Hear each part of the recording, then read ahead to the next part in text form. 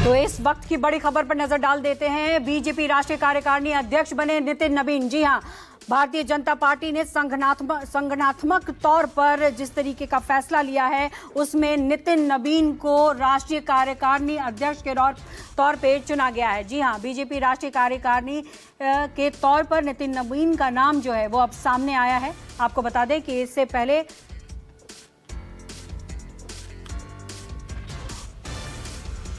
Party के लिए गौरव का क्षण है।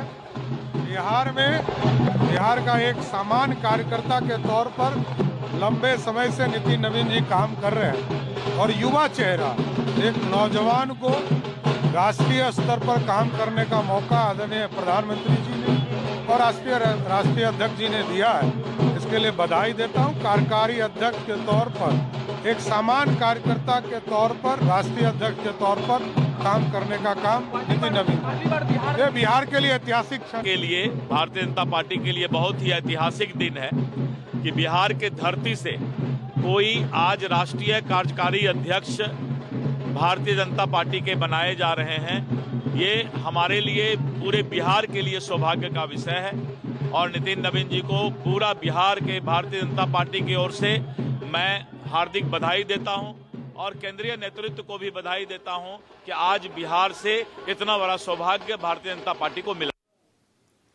और इसी बड़ी खबर पर हमारे साथ संवाददाता कुमार गौरव जुड़ रहे हैं। आइए सीधे उनका रुख करते हैं। कुमार, भारतीय जनता पार्टी ने संगठनात्मक स्तर पर आज दो बड़े फैसले लिए। सबसे पहले उत्तर प्रदेश के लिए प्रदेश अध्यक्ष का नाम सामने आया, तो अब बिहार से मंत्री नितिन नवीन का नाम सामने आना, जिसमें उन्हें कार्यकारी अध्यक्ष के तौर पर चुना गया है। इसके पीछे की क्या वजह रही? उनके नाम को अब आगे लाया गया है, यानी कि बंगाल का चुनाव अब उनके नेतृत्व के अंतर्गत ही होगा। क्या कुछ समीकरण देखकर यह फैसला लिया गया?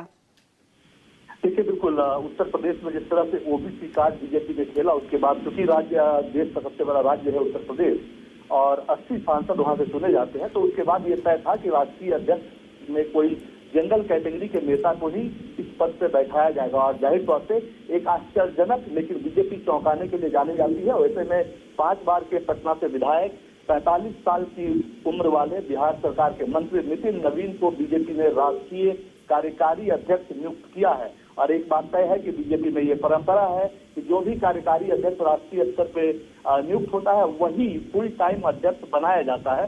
कुल मिलाकर अगर देखा जाए तो बीजेपी में जो एक जनरेशनल चेंज का जो दौर चल रहा है कि अब नई पौध यानी युवा को आगे लाना है, उसके तहत ये बहुत बड़ा फैसला माना जा सकता है। और जाहिर तौर पर उन्होंने कई बार मंत्री के तौर पर बिहार में जिम्मेवारी निभाई है और संगठन का भी काफी बेहतर अनुभव है।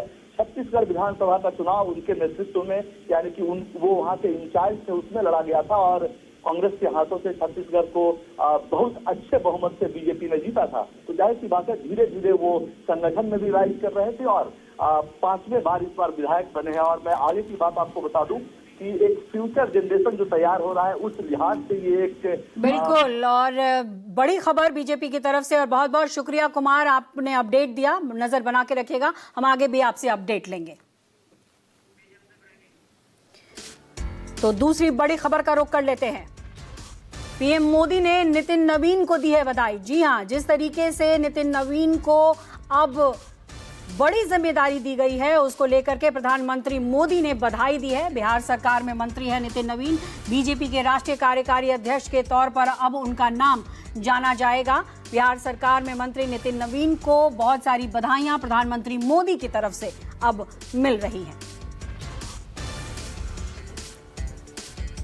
तो आपको बता दें कि नितिन नवीन बिहार सरकार में सड़क परिवहन मंत्री हैं और अब उनके नाम को जो है बीजेपी के कार्यकारी अध्यक्ष के तौर पर लिया गया है और ऐसे में जमीन पर काम करने के लिए जाने जाते हैं, प्रधानमंत्री मोदी ने कहा है।